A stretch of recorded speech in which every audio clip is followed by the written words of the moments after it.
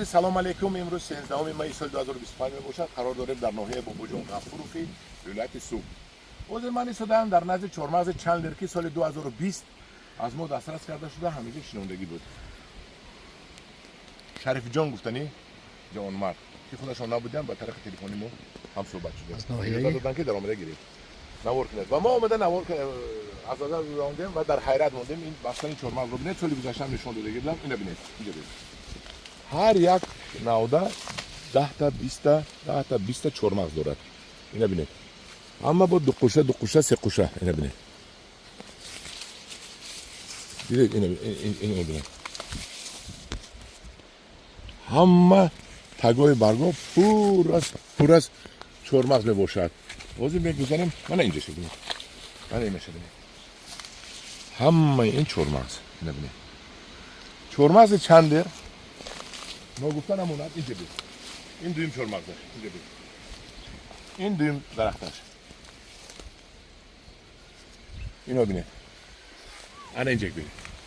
من نگاه نکردیم و انا اینو بید. اینو رو بینید.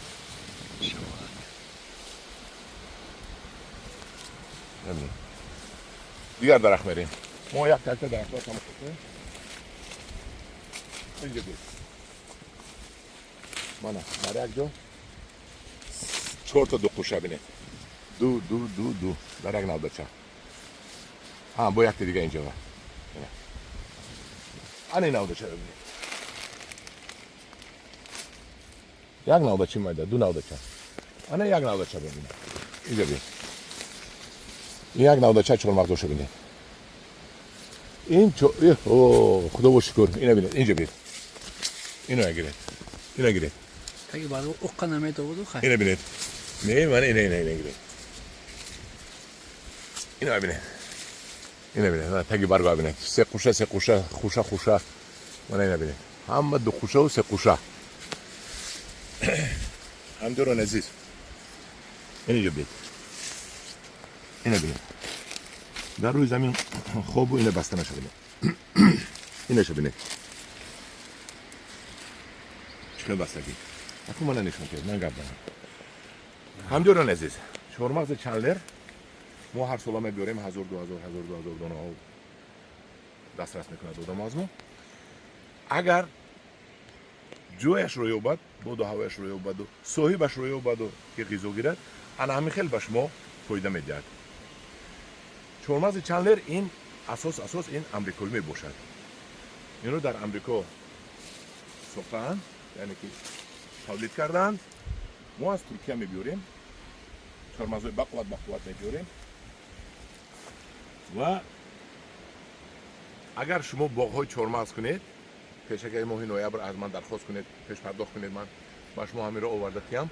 انا همین خیلی شما چهارمغز میمونید. و در یادتون گیرید چقدر سر آب کنید همقدر نغز. این چهارمغزها ببینید در 5 سالگیش اینقدر شده است. من 3 سال شد پدر هم میبیایم همینجا نوار کنی. همین 3 سال میبیایم درآمد نمیشه، فقط آب میموند، تست آب میموند. یعنی غذا هیچ که خیلی این نیست. چهارمغز غذا رو و آب رو نغز میبیند. غذا نکرده است. غذا این میدونه چی؟ همین علف‌ها بگمون هم غذا میشود در همین علف‌ها پوسیده غذا میشود. از نبودن غذا ها. انا ببینید که چقدر چی گویمش بود. چهارمغز درجه عالی، روسیش خیلی سوپر چهارمغز میشد. کیلو این در بازار 30 سومانی، رنگ چهارمغزهای ما 8 سومانی نه. این 30 سومانی. این دست قطعی هم خیلی میشکنید. هم خیلی دست قطعی پوست میکنه. تخم بارین کلوله لند میبرد در شما. هم تا کلوله یک لخت برآمده، هم تا کلوله میسته دستتون. هم قدر چهارمغز زور، هم قدر چهارمغز نامدار، هم قدر بسیار میبندد. شما رو هر سال در درونش گردآلود چنوندن در کار. اینجا گردآلود کننده یک تا دارد. گردآلود کننده اگر در درونش باشد همین خیلی هر سال زیاد میبندد، نغز میبندد.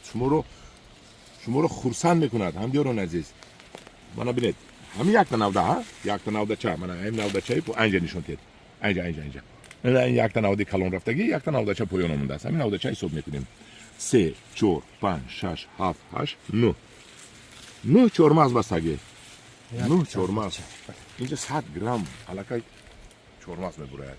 100 گرم پوستش قطعی 100 گرم چهارمغز میبرد. آن هم دوران عزیز با چی بگم، چه تعریف کنم. من همین خودتون با چشمتون دیدید.